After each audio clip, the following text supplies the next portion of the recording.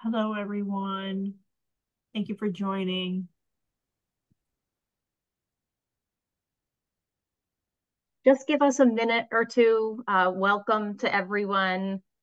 We are expecting a pretty large audience today, maybe up to 300 people. So just give us a minute while we allow some additional colleagues and folks to join.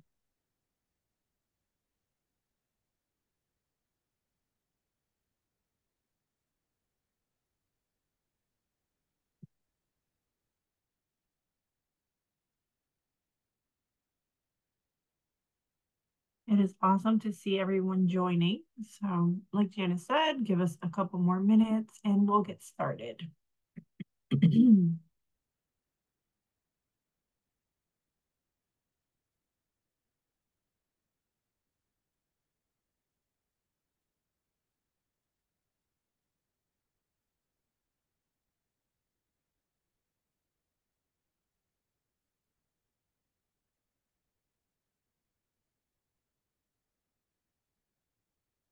Thank you for those who are sharing in the chat their names and where they're from. It's awesome to see people from all over the place.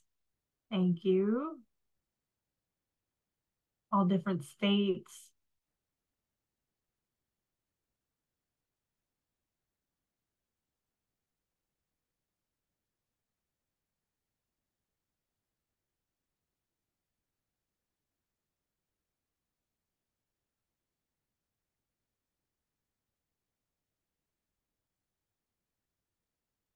Since we have a lot of content to go over today, I am going to get started with a couple first intro slides. So welcome. Thank you everybody for joining. My name is Christina Rosari, and it's my privilege to welcome you to our event on person-centered recovery planning.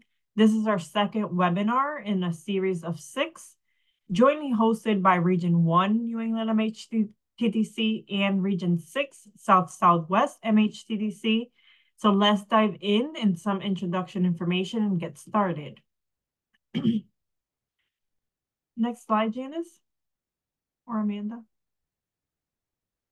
Here's a brief acknowledgement. So today's session is made possible through our funder and support SAMHSA. The views expressed by our speakers are their own and not necessarily reflected of the position of SAMHSA. MHTTC Network provides free training, technical assistance, and resources to enhance mental health workforce. Check out our map, and you will find your region's MHTTC to access valuable training products, resources that are tailored to your area. The MHTTC network prioritizes affirming, respectful, and recovery-oriented language. This focus is especially crucial in our person-centered recovery planning. We encourage you to join in reflecting our language that is strength-based and recovery-oriented through our series. And we have some housekeeping items here, as you can see.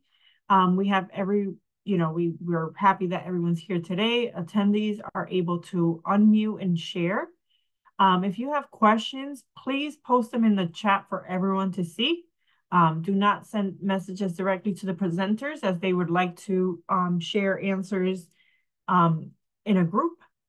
This session is recorded, and then you will get a confirmation email with a link for your CEUs after this training. Please know that you have to participate in the full session to be able to get your CEUs. And the registers are responsible for checking their licensing or credential board to ensure the acceptance of the CEUs. And without further ado, I want to pass it along to Janice and Amanda. Good afternoon, everyone. It's a pleasure to have you here and a pleasure to hopefully actually welcome back some of you who may have joined us for our first webinar that we hosted a few weeks ago. My name is Janice Tondora. I use she, her, hers pronouns. Just to give you a little bit about background in terms of some of the experiences that I bring to today's conversation. From a professional perspective, I am a clinical psychologist by training. I'm on the faculty at a place called the Yale Program for Recovery and Community Health. And what I have really dedicated my career to at that Yale Perch program is trying to take the concepts of recovery oriented care around what it means to be strengths based, person centered, promote self determination.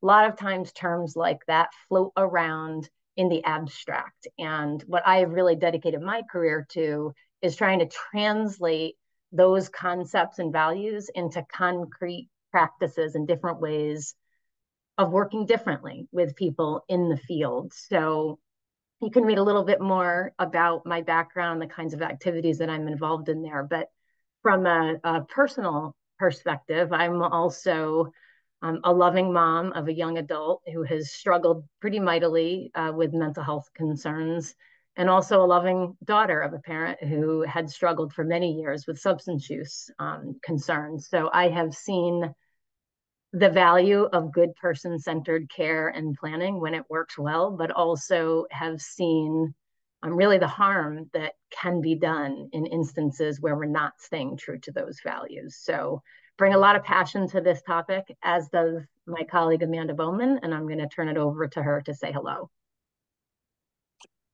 Hey everybody, my name is Amanda Bowman, and I'll just touch on some highlights to let you know what I bring to these conversations today. So I have been identifying as a clinical social worker, bringing her personal lived experience to this work for a while now. It got me into the field of social work, similar to what Janice was talking about. I experienced a life disruption due to mental health challenges as a young adult, and experienced both helpful and unhelpful recovery planning. And that sort of lit a fire under me to get involved with the work in a way that I felt passionate about. I have over a decade of experience doing clinical work. Ended up kind of getting sucked into more administrative leadership and systems change work, which I didn't expect to get involved in. But you start to kind of see things that are broken and speak out. And before you know it, you're involved in more, mid-level systems work and policy level work. And that has become a passion of mine. And for the last decade or so, I've had the privilege of doing training and consulting and providing support to different leaders across the US at provider organizations who are looking to make meaningful change at the program level or at the systems level. So I'm honored to be here with you today and see if we can make this next 90 minutes something that is helpful to you and really, start some conversations for you to think maybe a little differently about your work, or help you advocate for some things that maybe you want to spark some change in people around you. So let's get a sense. I appreciate all the hellos in the chat. We do want to take a quick poll of who we have here today. So the same information that you see on the slide, we have in a poll form. Christine, if you would launch our poll, great. If everybody would check all of the roles that apply to you, you don't have to select just one.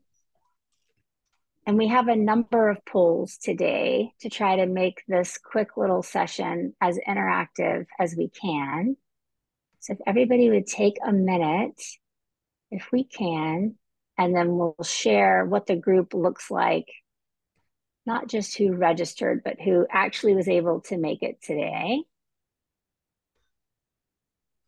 It's like we've got about 40%, 50%. Give everybody another couple seconds here. And if there is a role that was not captured here, if you don't mind maybe putting that in the chat box for us. We'd love to make sure that we've got all the different kinds of work represented so that we can try to speak to the different roles as much as possible in our short amount of time, because we've also got some short answers. Okay, Christine, I think we can probably end it and share the results so far with everybody. Okay, if you want to take a minute and just look at where you fall within the group today. It looks like we've got a pretty nice distribution of roles here today, which is excellent. Okay, thank you. We can stop sharing that, I think. Excellent. All right. Another little quick thing we wanted to share. This is the final schedule for our upcoming sessions. So if you were able to attend the last webinar, one of the things that we did is we shared the different ideas for topics that we had, and we elicited some feedback. And you can see those results on the right. We had lots more topics than what we had, slots for. It was very painful for Janice and me. But you can see there on the left is our final schedule. And you will get a follow-up email after today with a link to register for upcoming sessions. But I'm also going to drop that link in the chat box right now. It looks like it turned out a little funky. It put two things in the chat, but one of them is going to be useful. So click the one that brings you to the site if that's what you're looking for. The next one coming up is on May 15th, and that's going to be looking at peer specialist roles and person-centered recovery planning. I'm really excited about that because we're going to be talking about ethics and values and how it really does support a person-centered approach to planning, specifically in clinical provider organizations. So hopefully you can join us for that if you're interested. If you weren't able to attend our last session, part of what you missed is an overview of the program series, but also we really tried to provide clarity on exactly what person-centered recovery planning is and is not, because those words get tossed around a lot. And a recording of that session is available online at the link that I provided and a link that will be in the follow-up email. And we really want that information to serve as a foundation and an introduction to the practice. But Janice now is going to spend about 10 minutes or so talking a little bit more about some of the foundational understanding of what PCRP is, and really making sure that we're always linking back to the process, the purpose, and the relationships, because we really can't dive in to creating the plan document without linking back to those important points. So I am going to advance the slide here for you, Janice. Great. Thanks, Amanda. Yep. So, as you heard Amanda allude to, and for those of you that actually were able to join us a few weeks ago, we introduced this overarching model of the 4P component parts of person-centered recovery planning that really have to work together in synergy to actualize this practice with integrity in the field. And so we spent a lot of time talking in our first session about the philosophy and the process, and we covered some core competencies in what that looked like in the relationship and engagement strategies. But we also talked about the fact that sometimes one of the places that the quality of the person-centeredness breaks down in the overarching model is making that leap from the green part of the pyramid to the golden part of the pyramid. And sometimes even when we carry person-centered philosophy in our hearts and we're enacting it in our relationships, when we go to then try to translate that into an actual person-centered plan, be it on paper or an EHR, that can be a real struggle. And then, as Amanda alluded to, we had done our priority topics full. It was very clear from the feedback that we got that this is a source of much confusion in the field. So while we are going to be focusing primarily on that topic today and addressing some of the confusion and the mixed messages that are out there, we really wanted to be very intentional in reminding folks that no matter how good the plan looks on paper, it's never an automatic proxy for the person or the family's experience, right? Because it has to be based authentically on that quality person-centered process and relationship, with that, foundation really being that foundation of mutual respect that then informs the development and the co-creation of the plan. So to that end, if you have not joined us previously, just really encourage you. We provided a nice resource tip sheet the first time that we met, which is called Tips for Recognizing Person-Centered Process. So talking about different ways of having conversation, different kinds of supports, different ways of engaging people. And as Amanda mentioned, and there was a link in the chat box, but also when you get the slides, there'll be a link here as well. There's a whole set of key foundational person-centered processes that really need to come before you pick up pen and put it to paper or start stroking those keypads in the computer developing a plan. So we covered a lot of this territory in our first webinar, and some of these key processes really were focused around everything ranging from the practical in terms of the logistics and making sure that people have, reasonable control around advance notice and who is involved in that process and when it happens and what it might actually look like in terms of facilitation. And then also really keeping in mind that it has to be based on certain fundamental premises and seeing things like community inclusion and self-determination, not as something that a person has to earn through compliance or clinical stability, but at its foundation, those are really kind of human rights that people should experience in care. So again, if you have not had an opportunity and did not join us, please do check out that initial webinar because it really provides the foundation for what we're going to be talking about today.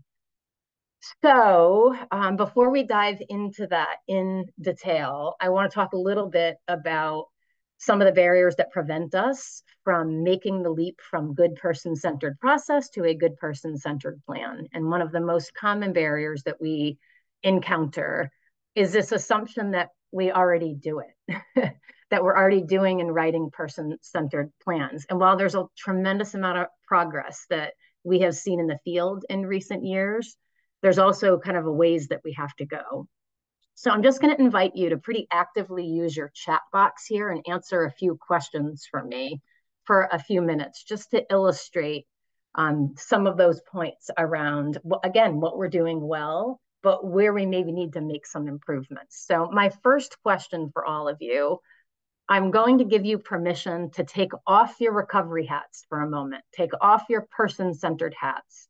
And I want you to think about, how do we traditionally define improvement in behavioral health treatment systems? What do we traditionally value as outcomes for people who are living with experiences of mental illness and substance use concerns? Traditionally, what do we traditionally value and focus on? Go ahead and use the chat box.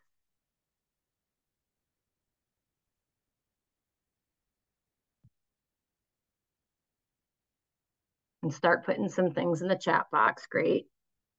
Yeah, adherence, medication compliance, reduced symptomatology, staying out of the hospital, remaining abstinence, number of appointments that you're keeping.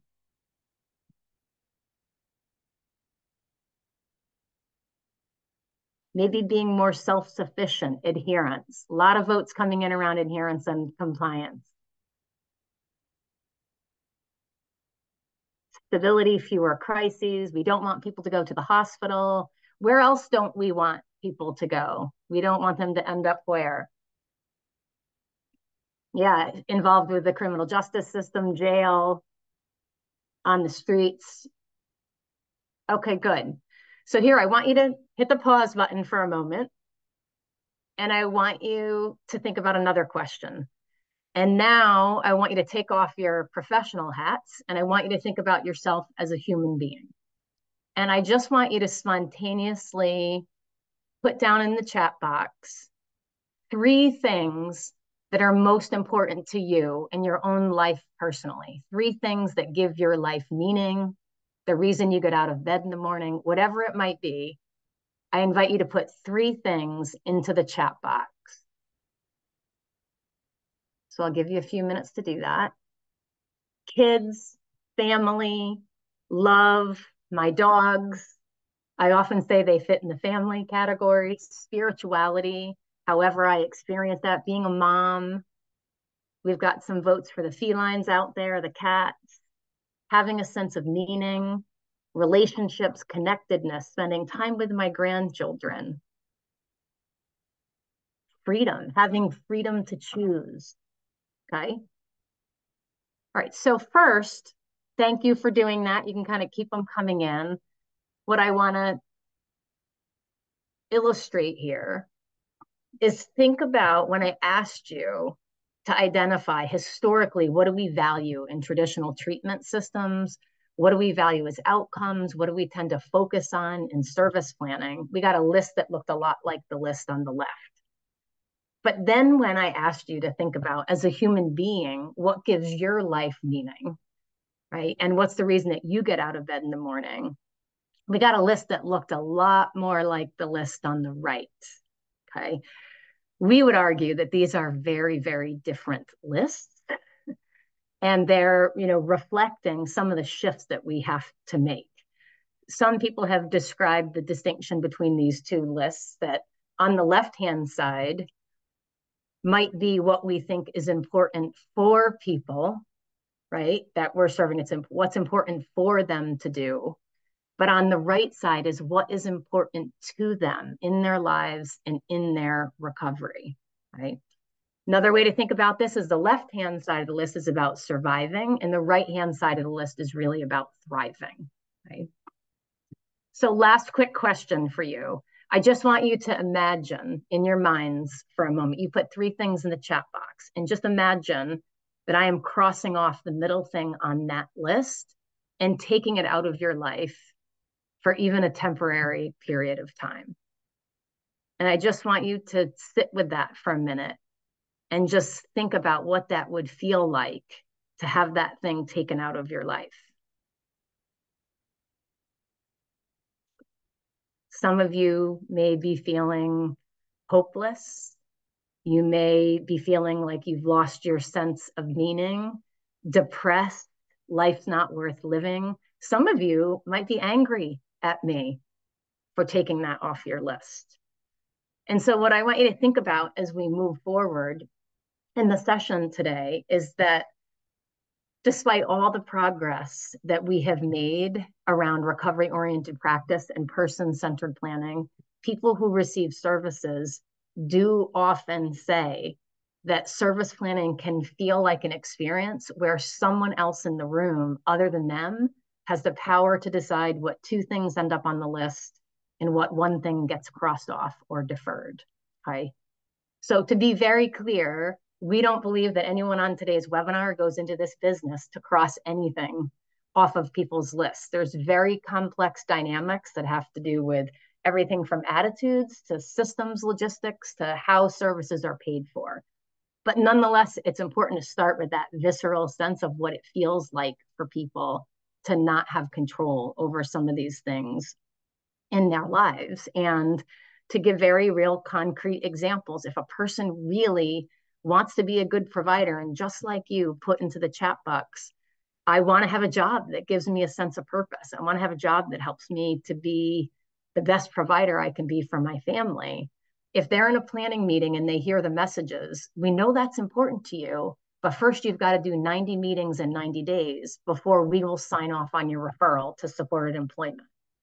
That's the equivalent of their employment goal being crossed off their plan. Or a person who's maybe living in a residential 24/7 group home type setting.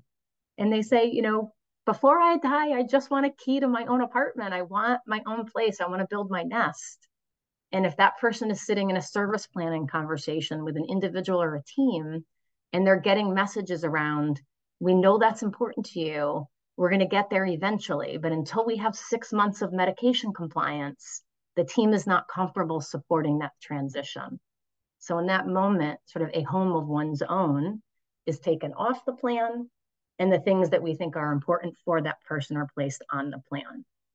So we just want you to sit with that as we kind of go through the session today. So this assumption that we already do it is a significant barrier to its implementation. And really what we need to be doing is thinking about how do we kind of get beyond this us and them mentality, because people want basically the same things out of life that all of us do, and the same kinds of things that you all just put in the chat box that give your lives personal meaning. So I'm not going to actually show this video, but it is a very powerful video that talks about how this foundation of good person-centered process and mutual respect, it looks and feels different for people in very powerful ways that becomes a nice foundation for co-creating the plan. So when you get the slides, I would just encourage you to check it out. It's one of our favorites that we like to share.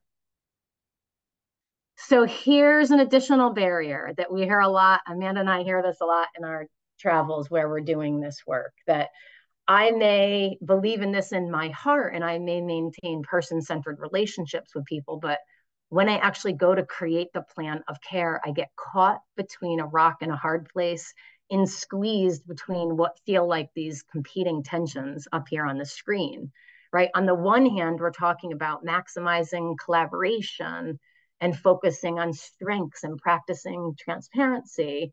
But yet on the other side, we have people who are sometimes chasing us around with red pens and looking in our charts and getting us ready for audits. And we feel a lot of pressure around the required paperwork, the regulations, on the billing and compliance pressures, and weaving that golden thread of medical necessity in the documentation.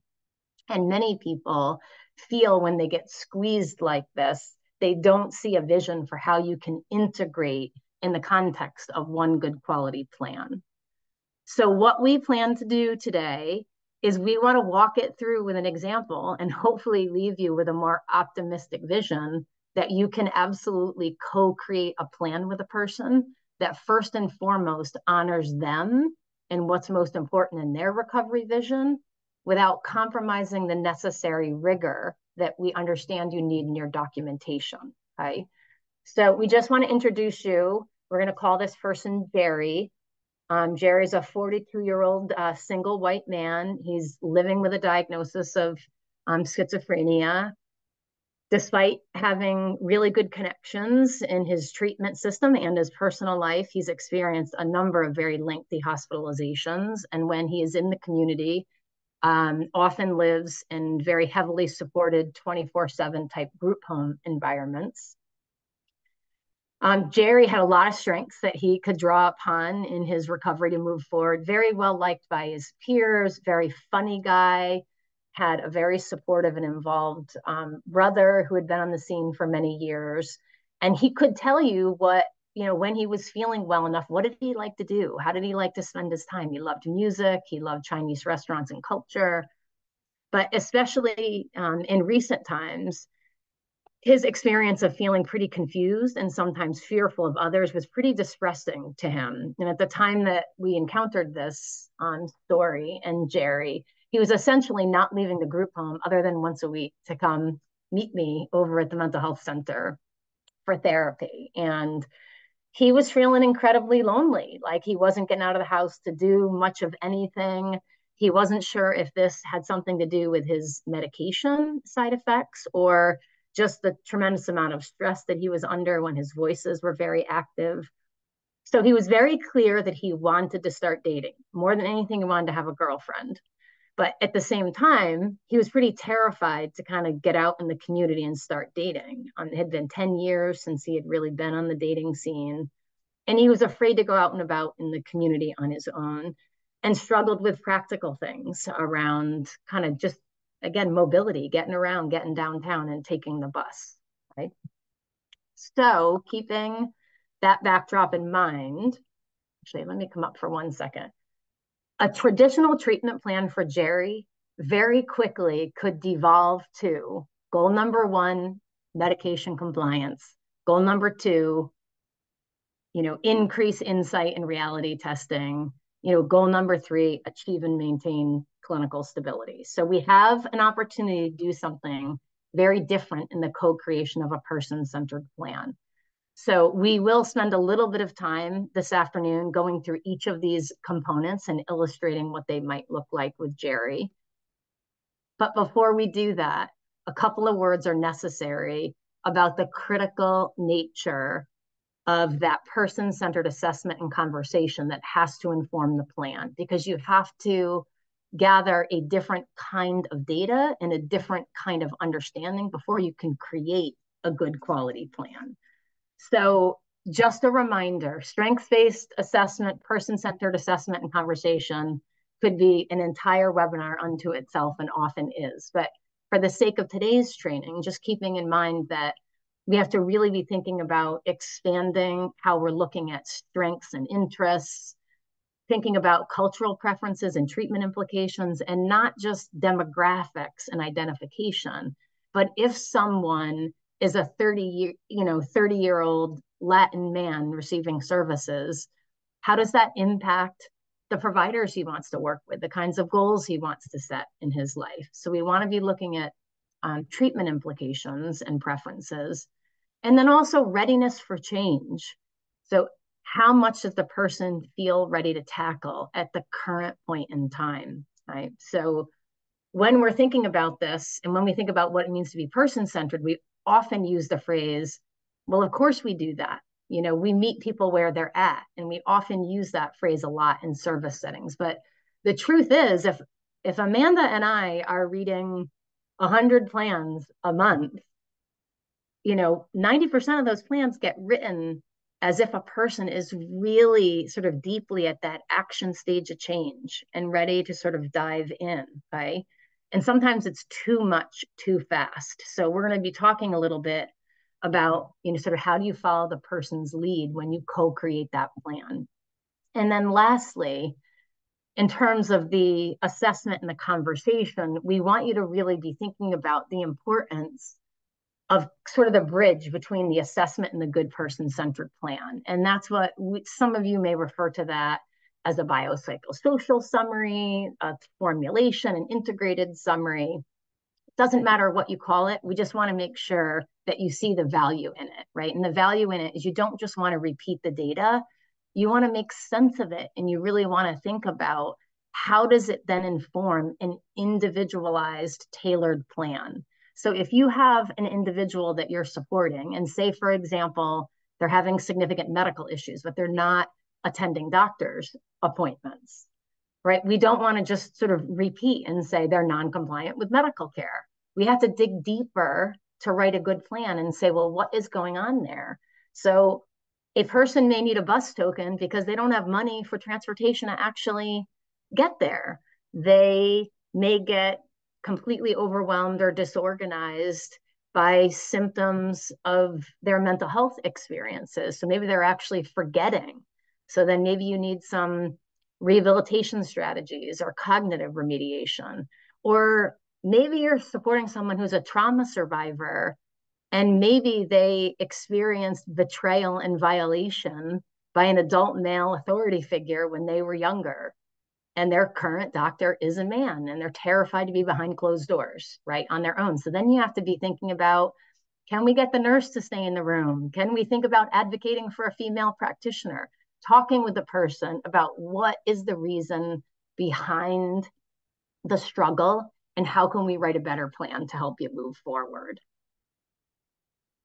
So from a big picture perspective, before we look at the components, you may have noticed in the rectangle graphic that I shared just a couple of minutes ago that traditional treatment plans most often are organized around the problem list, which is the model that you see on the left. So we tend to do the assessment, we identify the problems, and then we just tag a goal for every problem. And you can see how pretty quickly that version of the plan on the left becomes pathologizing. I don't know about you, but I wouldn't get very excited about working that plan in my recovery because I don't see anything in it that's about me and what my vision is. A good quality person-centered plan fundamentally is organized and flows from a vision of recovery and a goal that is owned by the individual.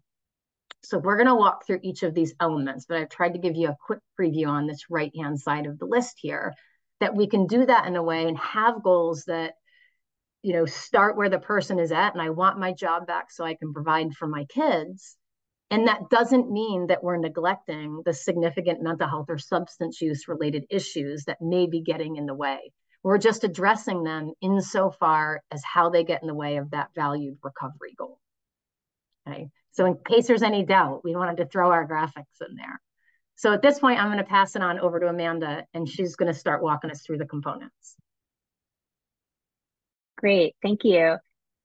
So to build on everything that we've been talking about, what's important to you, same kind of things that are important to everyone.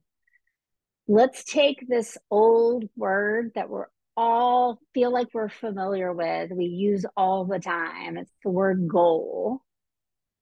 And let's redefine it. So this is the plan component that is the foundation of the rest of the plan. It's also the plan component that we are redefining what it means. And so this is the part of what's typically a 2-day workshop, where if I can get people being like, this is radical, wait, hold on, wait, what are you saying? I know I'm doing my job. I know people are paying attention. So let's see if we can get your attention with what we're saying a goal is, because we use the word all the time. So let's see what you think about this. It may or may not jive with how you're being trained to fill out the paperwork at your organization. So let's see. So we really want the recovery planning process, whether it, be selecting services, talking about somebody's, future, all of the things that matter and go into the recovery planning process. We really want the essence of it to be about hope, about building hope, right, for that person's life. And there are all these definitions out there, and there's one that emerged for me years ago as we were talking about what is person-centered planning. And this is what came out of my mouth, and I've been saying it ever since. We can't know what a person needs until we first understand what it is that they want, right? And that's what Janice was just talking about. There's this, linear process where we're supposed to identify all these needs that someone has before we ever even ask them, hey, what do you actually want, right? And so that's where we're flipping everything around. How do we best support people when identifying the kind of life that they want to have? And there are all sorts of great little phrases and quotes that I believe originate from the peer movement, the recovery movement by peer professionals, right? A life worth living, a quality life in the community of my choosing, things like that. And so we really want to assist a person when we're supporting them in creating a recovery plan, especially one that we hope other providers are going to read and do something with, is a goal statement about what they want to move toward, what they want, right? And so this concept of, and this should look familiar to a lot of you because it's another version of what you did at the beginning of this session, right? Important to versus important for. It's a very fundamental concept in the world of person-centered thinking and person-centered planning. It really distinguishes between two types of needs that we as human beings have. And they're both important. They both have a place in conversation and in planning and in the documentation. But as Janice talked about earlier, and I think as we all know, those of us who've worked within the traditional healthcare system, we tend to focus a lot on the important 4 things. And we tend to prioritize those a lot when we're supporting other people. And those important 2 items kind of get, put in the parking lot or, kind of put up on a shelf. And really, I've come to believe very strongly that it should be the other way around. And I know that that's certainly true in my life. When I am connected to what motivates me and inspires me, I am much more likely to take care of those must-dos, those have-tos, right? I really need something to get me out of bed in the morning. So what we would really like to see is that every plan, every service plan, every treatment plan, whether it's called a recovery plan and meant to be person-centered or not, has a field titled goal. And my vision of a behavioral health system that is person-centered uses that field for what the person wants, what is important to them. So those goals are 100% owned by the person. And then supporters, professional supporters, it becomes our role to understand and to capture that in a way that the person endorses. Yeah, those are my words, preferably as a quote, right? If the person is okay with it. And then that goal actually guides the rest of the supporters, the treatment team, our actions, right? The services, the rest of the plan. That's my vision. I don't think we're quite there yet, but that's the model that we're trying to get to. And that goal is really about a life in the community. Remember, it's about what's wanted, not necessarily about what's going wrong. We care about that too. We want to capture that information too. But again, what is wanted? What do they want to move toward? In other words, what's going to be the reward for the hard work of recovery? And it really reflects, again, that hope that we have and the high expectations that we have for people. So the types of recovery statements and goals that reflect this type of information look very different, right? It's things like, I want to get my kids back. I want to be a mechanic. I want a girlfriend. I want to have my own place to live.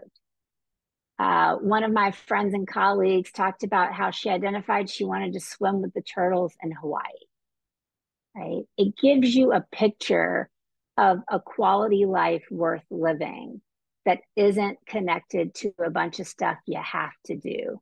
It's stuff that you want to do, right? And so one last parting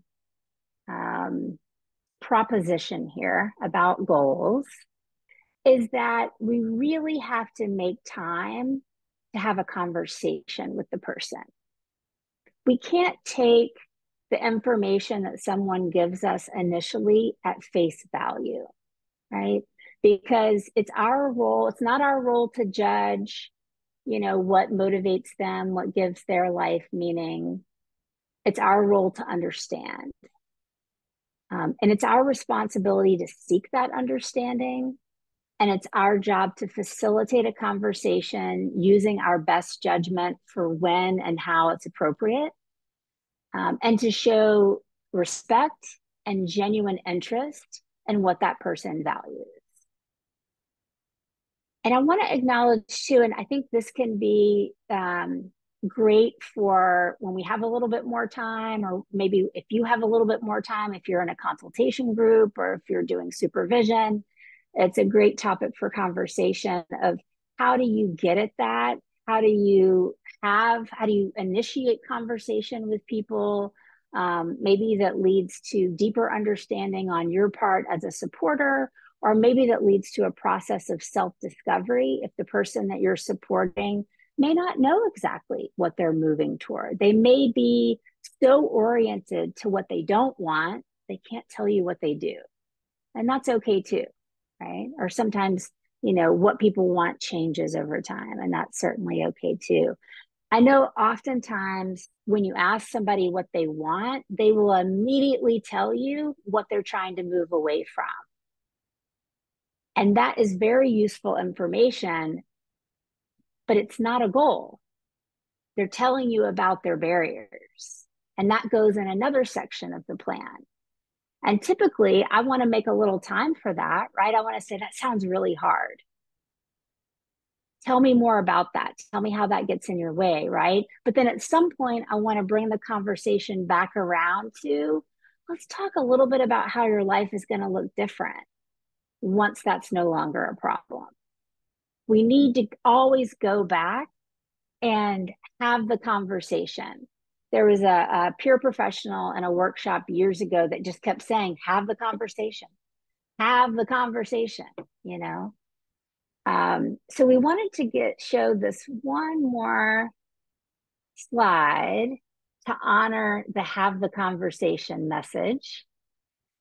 And so however we choose to start the conversation about a life worth living, AKA goal, right? Maybe we start the conversation with, hey, what are your hopes and dreams for the future?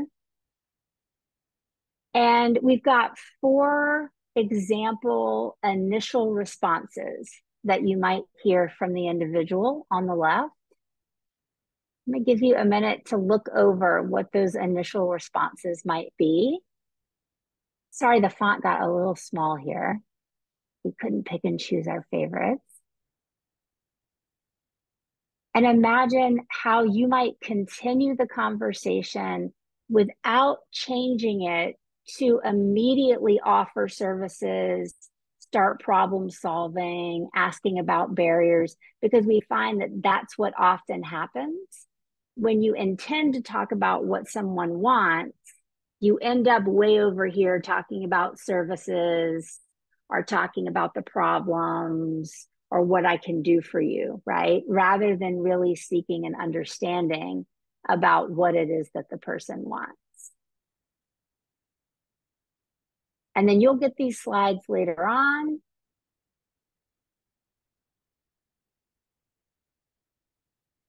But here are some of our suggestions for how you might continue the conversation, keeping the focus on goals and the life that the person does want for their future. And again, this I think is a great topic for a consultation session, supervision session, or some more follow-up discussion. Yeah. There's a great comment in the chat about people who do not necessarily have full decision-making authority over their life, right? Maybe because they've been court ordered, or oftentimes maybe it's because they're a minor, right? Their parents are making their decisions for them. Maybe they're on probation or parole, right? I still think that you can get the person's vision of what they want and link it, right? Like link that to the other decision-making authorities' directives. Does that make sense? And I think that we could unpack that with a little bit more time as we move through, right? The different components. So what we've done a lot of times is the person, wants a house of their own, and you may identify, well, as long as you've got this criminal charge, that's probably going to continue to be a barrier, right?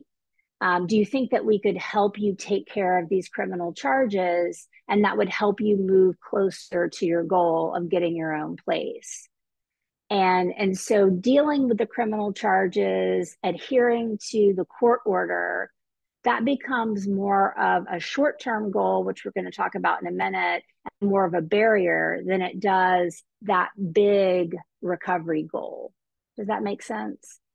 I think we can come back to that as another question at the end when we go through. Yeah.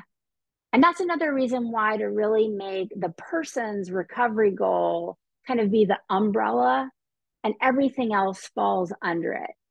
The person's vision of the life worth living is the priority. It's the top thing. And then everything else, even the judge's orders, all get filed underneath that. And that's kind of the way that we want to organize the information. Okay, so we want to finish up. Yeah, we want to finish up this section on goals with a poll that invites you to think back about Jerry, who Janice introduced us to. And you don't even have to remember everything you learned about Jerry. You can just think about our definition of goal on a person-centered plan. Christine, if you would launch our poll, and we invite you to look at these options based on what we're talking about as the best goal statement. What would you like to see identified on Jerry's plan as the goal statement in terms of something to work toward that would really help to define what everything else on the plan gets oriented to, the umbrella under which everything else kind of gets filed. Remember, it's really all about hope and motivation for Jerry. The thing that gets him out of bed in the morning. Think back to what Janice was talking about.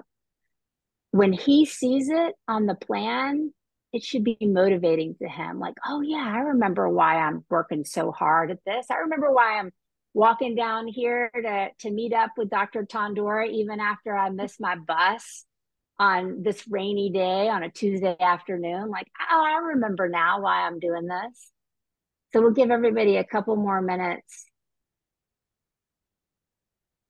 to weigh in. Okay, I think we've got our responses. So let's see.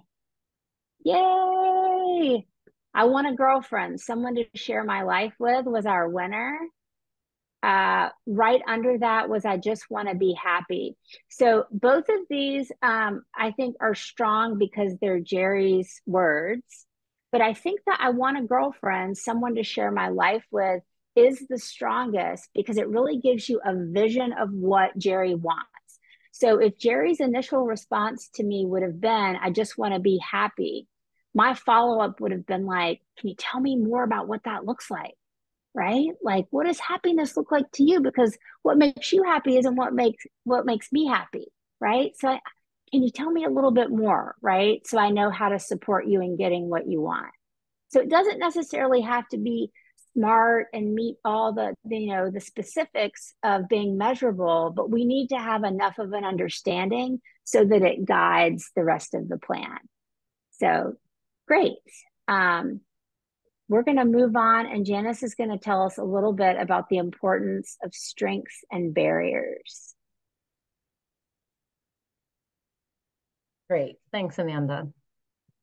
So if you're thinking about our logic model, Amanda's just walked through with us the different strategies, how to join with someone in conversation to have that sense of that larger recovery vision, what's going to be most motivating for them.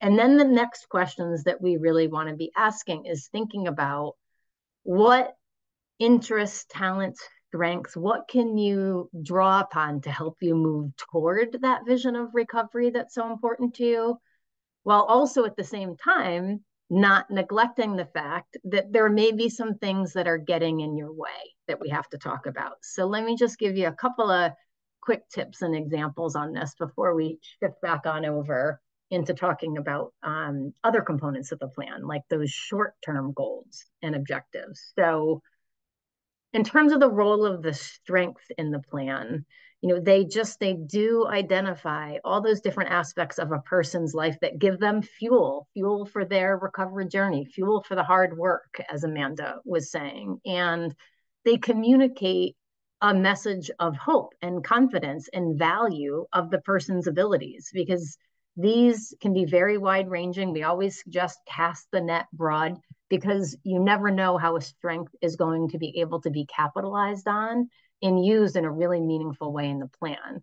So these can vary everything from personal traits and characteristics, whether it's compassion, hard work, motivation, good listener. It could be the thing that I'm most proud of in life, my significant achievements, but it can also be things that exist outside the individual, and those strengths and talents and resources can be found in their different community activities and interests and what they're participating in. They can be found in the strength that they take from cultural traditions and connections. So what we're trying to really encourage you to think about here is that as much as possible, really try to specify to that individual and paint that picture of what the strengths look like for them, not in a generic sense, and also not defaulting to what we sometimes see ends up in that field, right? Strengths about, being medication compliant, adheres to treatment, has insight into illness. Using meds effectively, using treatment effectively, certainly those can help people move forward. But what we're talking about here is a different type of value added. So once you have done the hard work to have the conversation and you've identified what those kind of, I call them golden gems about a person, then we have to really be thinking about what do you do with them? For me, one of the biggest tragedies when I look at, person-centered recovery planning and supporting teams in actualizing that together is that sometimes I will see a staff member doing beautiful strengths-based interviewing and exploration, holding onto hope for a person when they may have lost it for themselves, and identifying a really wide, rich, diverse set of strengths. But yet when we move over to the content of the plan itself, those things are not actually reflected anywhere in the plan documentation. So what I've tried to just identify for you up here are a couple of different examples that show what that might look like and how we might actually capitalize on the strengths that we're assessing in our conversations and our interviews. And it can be everything from a person where spirituality is a cornerstone of their recovery and a source of strength. And if they're struggling with thoughts of suicide, yes, there are clinical services that we can offer to them, but also they might really want spiritual direction from someone in their spiritual community.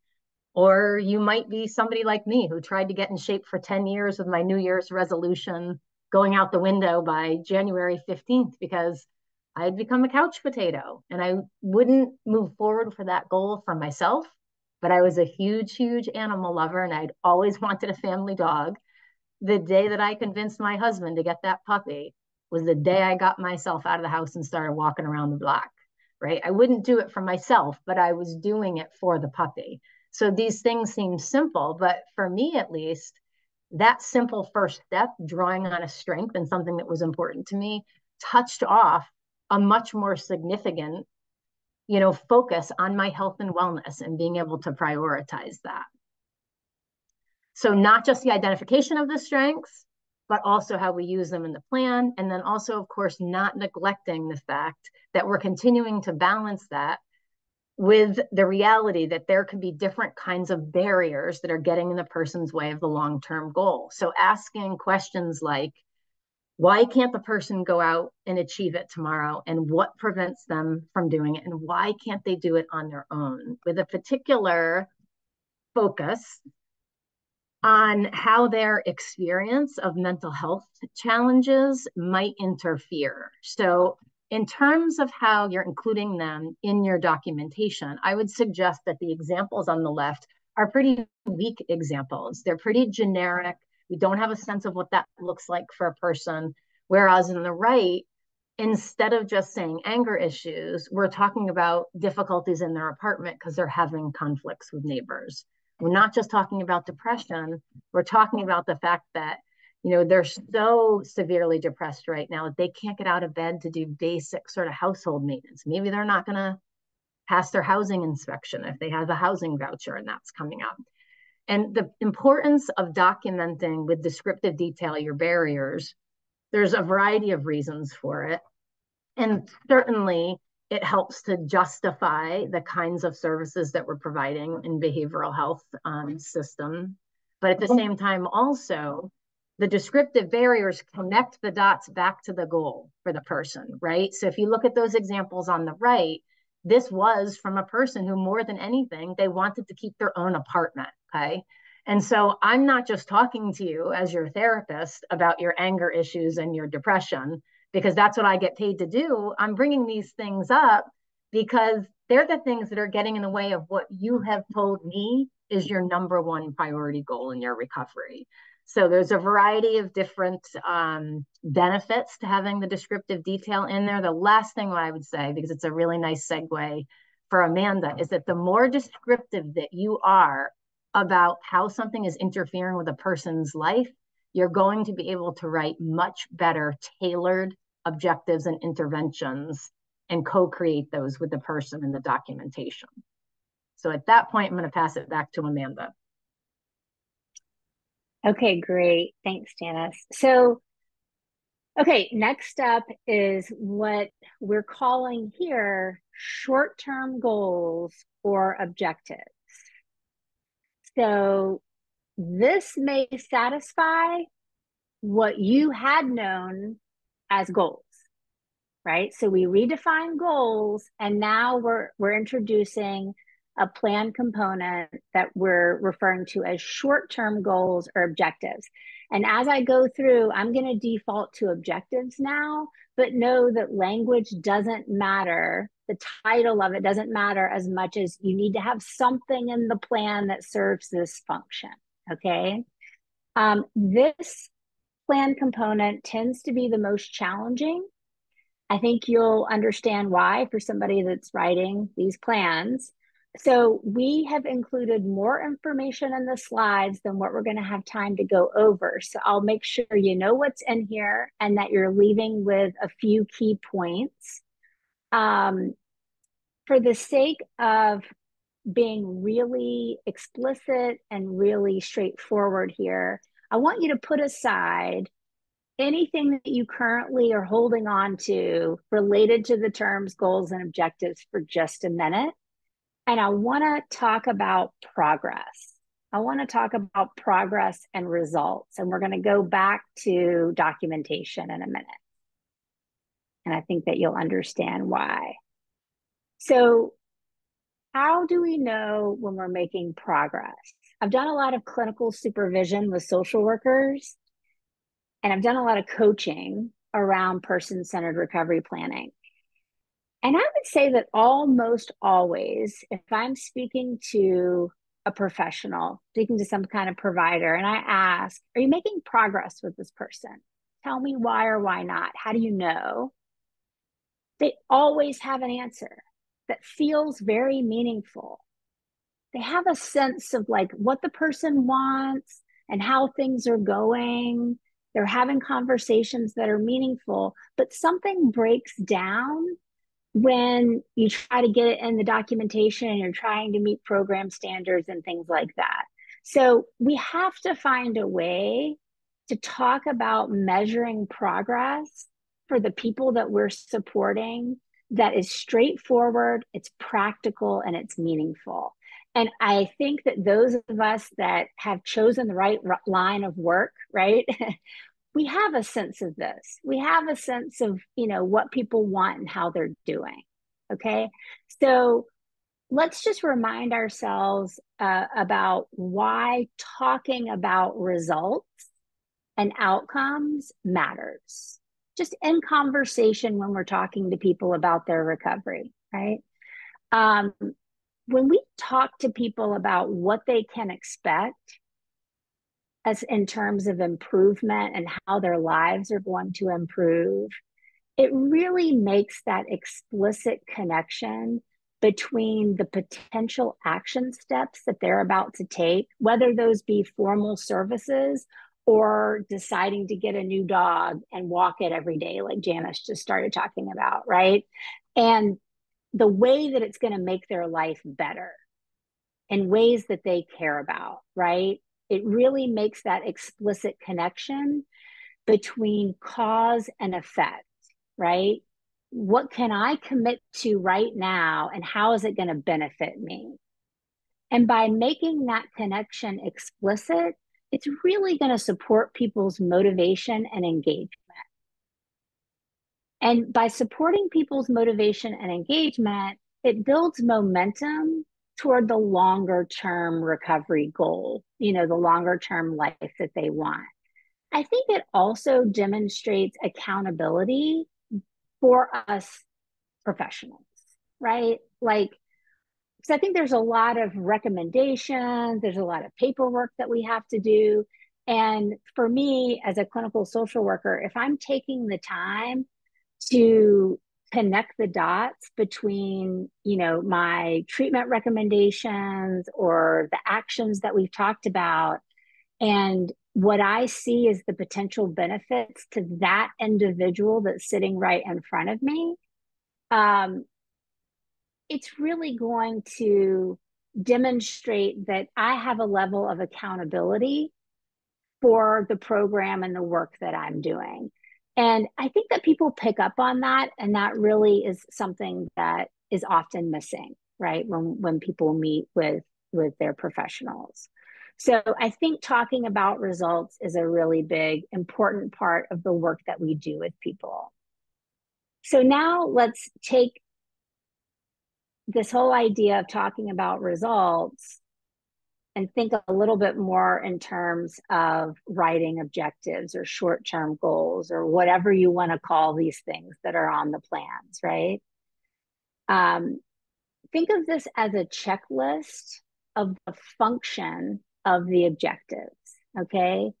Objectives serve as the anticipated results that are going to be meaningful to the person once they're achieved, right? So they haven't happened yet. The person isn't going to start doing it that day. It's something that's going to happen, right? Remember, it's that cause and effect relationship. It's an effect that hasn't happened yet. Another way to think about objectives is it's a description of concrete changes in a person's behavior that's expected to happen once immediate barriers are overcome. And this is another really great tip to writing strong objectives, is you really want to see that strong connection to the barrier that the person is most struggling with. When there's a strong connection to the functional barriers that somebody's encountering, then that objective is going to matter to the person, and it's also going to be a great way to measure progress. Another way to think about objectives is it's proof when the person is meeting those objectives over time that the action steps they're taking, whether the action steps be personal wellness strategies or professional services, are actually helping them and are well matched to their needs. Objectives must be developed with the person. They don't have to be written by the person. You don't have to ever use the word objective. In fact, I would recommend against it. But when they read their plan, they need to say, oh yeah, I remember having that conversation. Yeah, we talked about that. That makes sense to me, right? And then the last thing here is, and I hope that you cheer a little cheer of, celebration here. A lot of plans are way too long to be useful. And so Janice and I think, enjoy making this recommendation. Beware of putting too many objectives and too many goals, for that matter, on a plan. The best plans that I've seen have one meaningful goal and around 3 really meaningful objectives, because really that's about as much as any one person can focus on at any given time. I don't know about you all, but on a good day, I have a hard time maintaining where I am right now. The idea of making more than 3 meaningful changes is way too much for me. And I think that that's probably true for a lot of people. Okay, I want to make a few other points about objectives without diving in too deep. If you are not with me right now, put something in the chat box. So I just want to reiterate a point. A lot of people talk about SMART goals. And in this case, we're talking about SMART objectives. Okay. So I'm going to get to that slide here in just a minute. Here's something I think that's really interesting. And if you all want to attend the TA session that is connected to this webinar, I think this would be a good thing for us to talk a little bit more about. There's also a fantastic video by the Hearing Voices Network that really helps to drive home this point. It is a huge myth that getting rid of symptoms is the best way to measure progress. And we see that all the time, that symptom reduction is like the best way to measure progress. It's a measurement, and for many people, it will be meaningful. But oftentimes, people learn to live with experiences that we label as symptoms instead of getting rid of them altogether.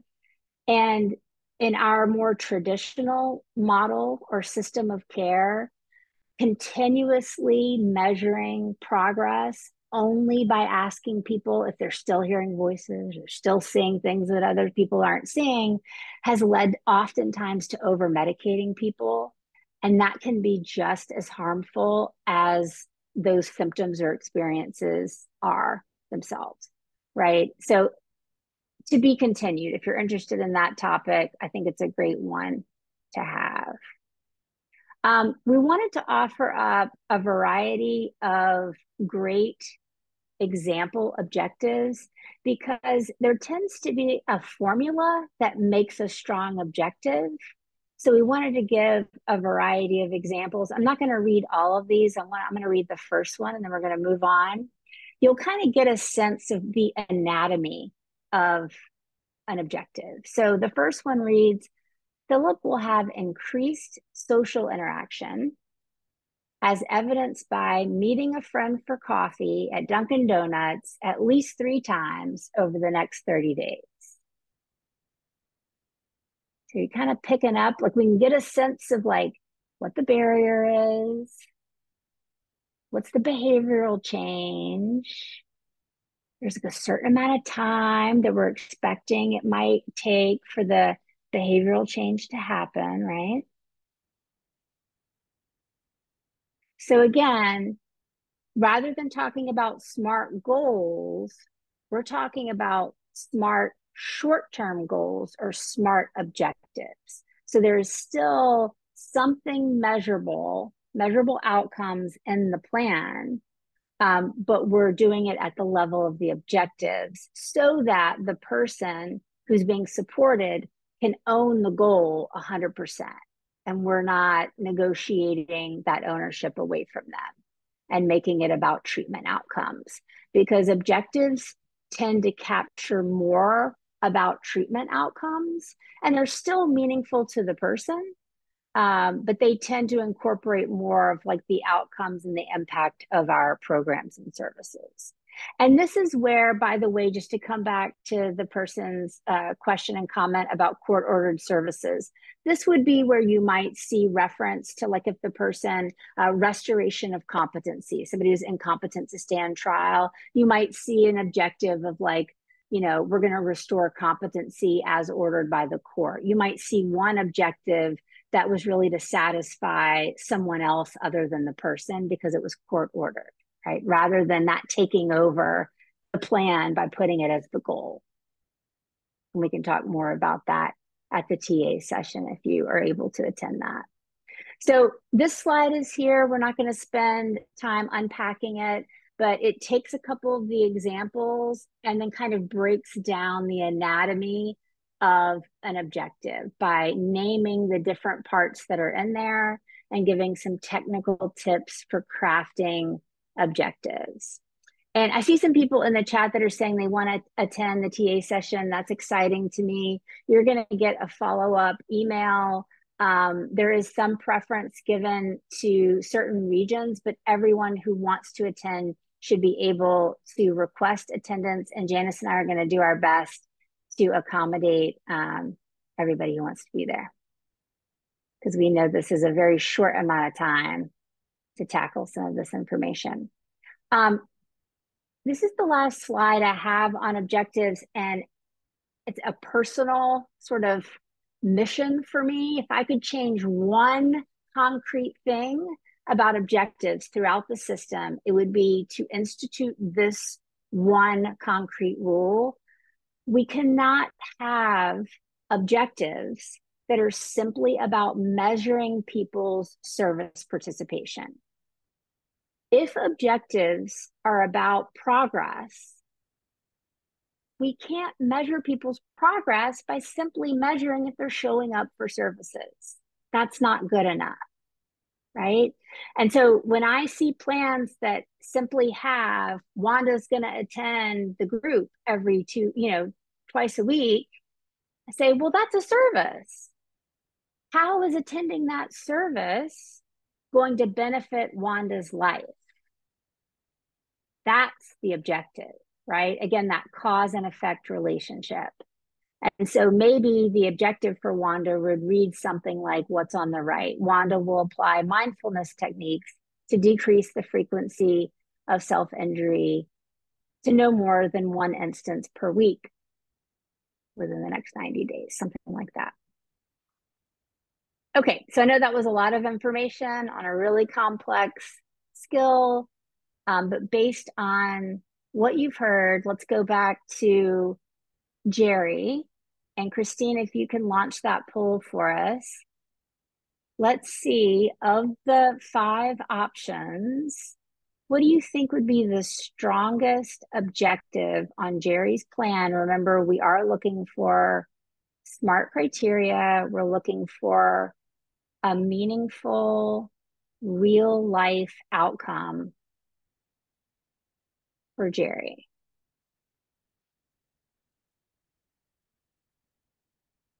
Oh, this makes me happy. We've got a clear winner here.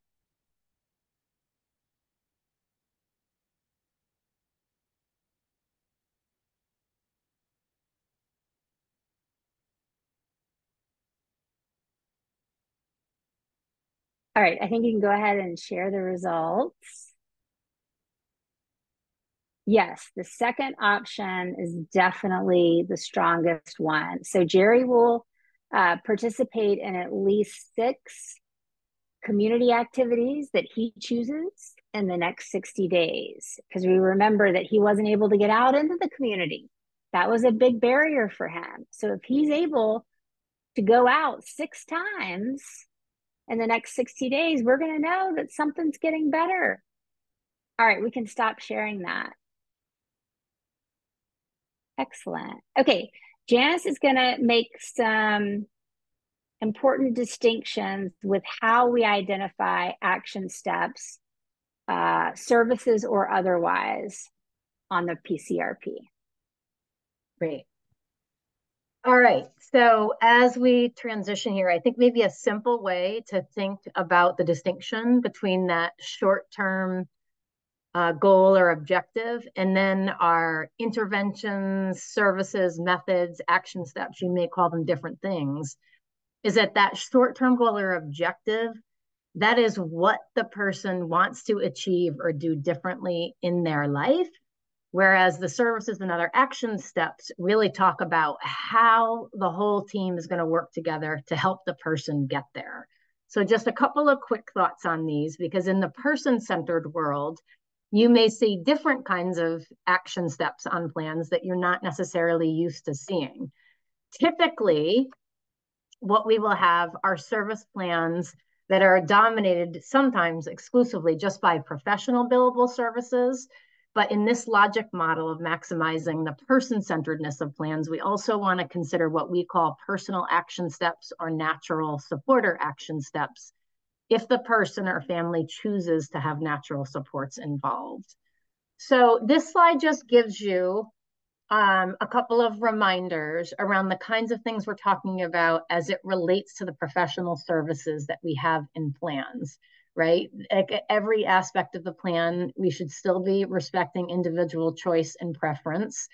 You may see a variety of evidence-based services emerge in your action step section, but also alternative, innovative, recovery-oriented services or culturally informed, faith-based alternative strategies that a person may want to use. And in terms of how you actually document them, you want to make sure that they're highly individualized and specific to that person and their particular desired results, that phrase Amanda kept using. So just in terms of a method or a model for how you think about the components of an intervention or an action step, a professional intervention, you want to think about these critical W's.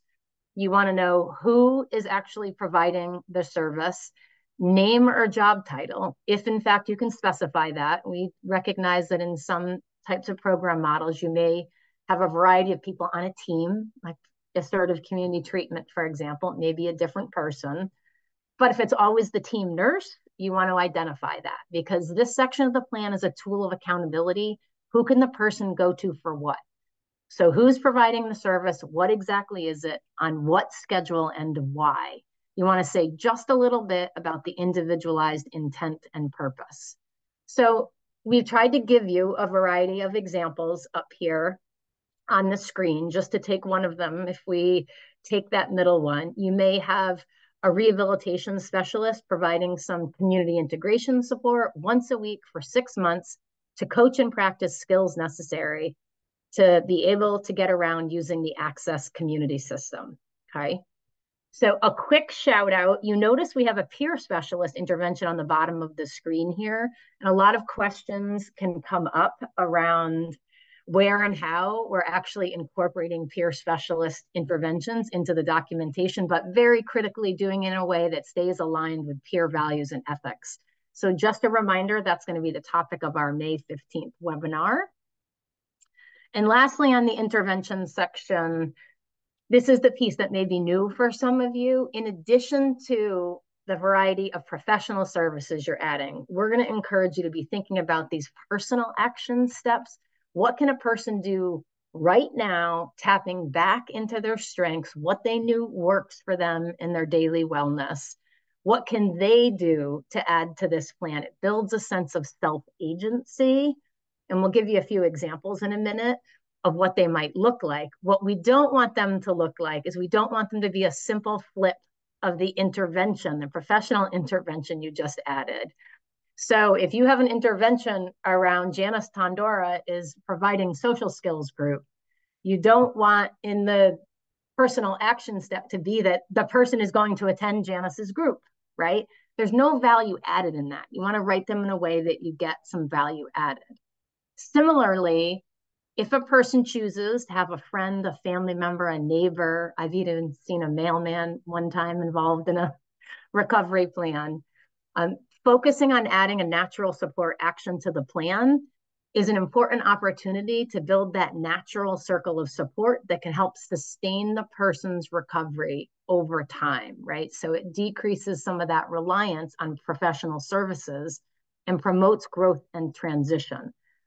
In case any of you are worrying about this, I often get asked the question, but what if we put something on the plan and the mother doesn't follow through or the neighbor doesn't follow through? You're not on the hook for that natural support action. That will be clear. You're only responsible for follow through on your professional services that you're documenting.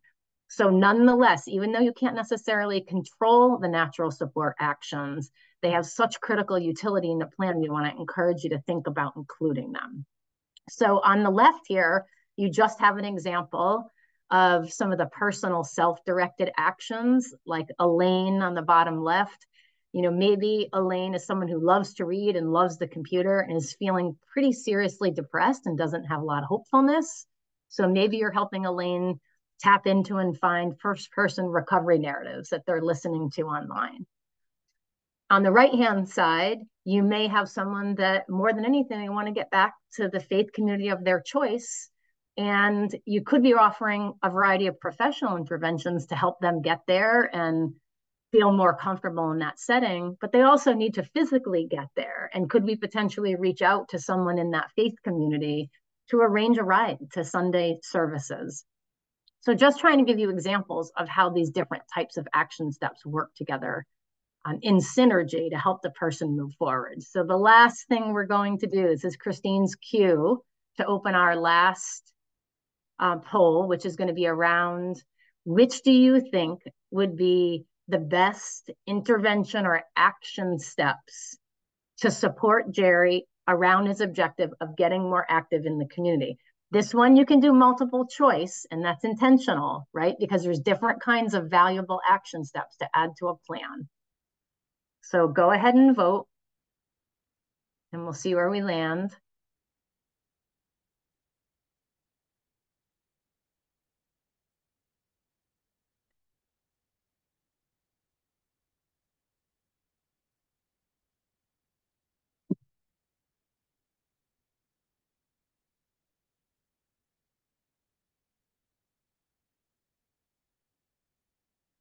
Few more seconds here if you want to get a last minute vote in. All right, Christine, you can go ahead and end and share the results there. So again, we have two clear winners.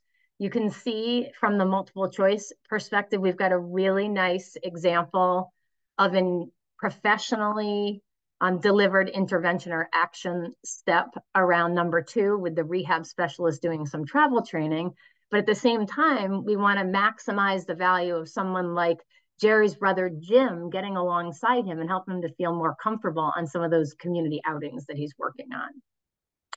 So we don't have time for us to go over this in its entirety, and it will be in the copy of the slides that you get. But the reason we like to provide a sample at the end is just to hopefully show you how you can weave together a person-centered recovery plan that starts with what is most critical to the person, most motivating, and stay true to that vision, while at the same time not neglecting some significant barriers or assessed needs, which might be interfering with them being able to move forward.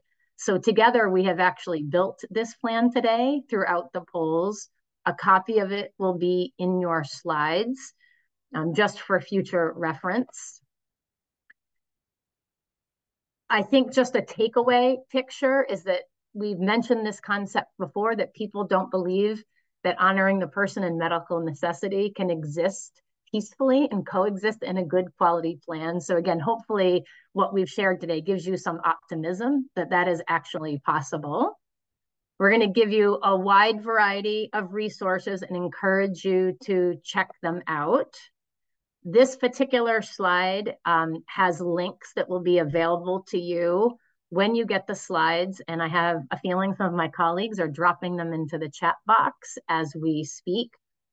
It includes a really nice tip sheet on the bottom left developed by Amanda around how you create with an individual really meaningful short-term objectives that are about desired results and maintaining all of your SMART criteria along the way, as well as on the bottom right, a variety of tip sheets that get at the concrete indicators of what does a good plan look like, the recovery roadmap indicators. Lastly, I would say that we value your feedback, and we would appreciate it very much if you would complete our evaluation. We use that data to design what we do moving forward. And we only have about a minute left. We saw a couple of questions come into the chat that we paused to take, but I'm just going to ask Amanda or Christine, does anyone see anything? Or if you want to put something into the chat, we'll take a quick look.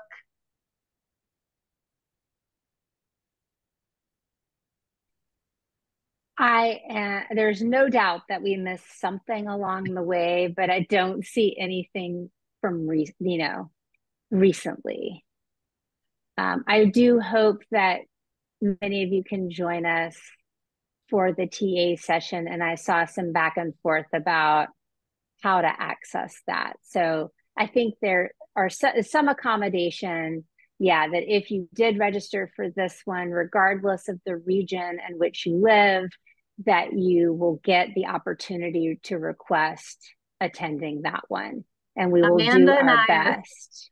we're We will trying do to our best. model what we're teaching and to be responsive to your needs. And if we need to flex and offer more than one TA session, we will put our heads together if this is a topic of high demand you need some more support with. Yeah, or do breakout rooms so that there's Yep. a little bit more smaller, like so we can slow down. Yes, Sammy, like Yeah. we're trying to like cover stuff, but then that our vision of the TA sessions is that we can slow down and do a little bit more rich back and forth and application for people, so it won't be as didactic or as fast paced. So that's our goal for the TA session. Thanks, Amanda. That's a Thank you great for your description. time. Yeah, thank you for Yeah. your time. Please watch your email for post-training communications and materials. It will include copy of the slides, a link to our remaining sessions, CEU information, and additional detail around technical assistance sessions. Thanks for the note, Alicia. We'll check out the resources to make sure there aren't redundant links in there. Yep. We were creating some of that right up until the time, so we may have made a mistake there. So we'll make sure we correct that if needed. Thanks, everybody. Enjoy the rest of your afternoon. Thanks for being with us.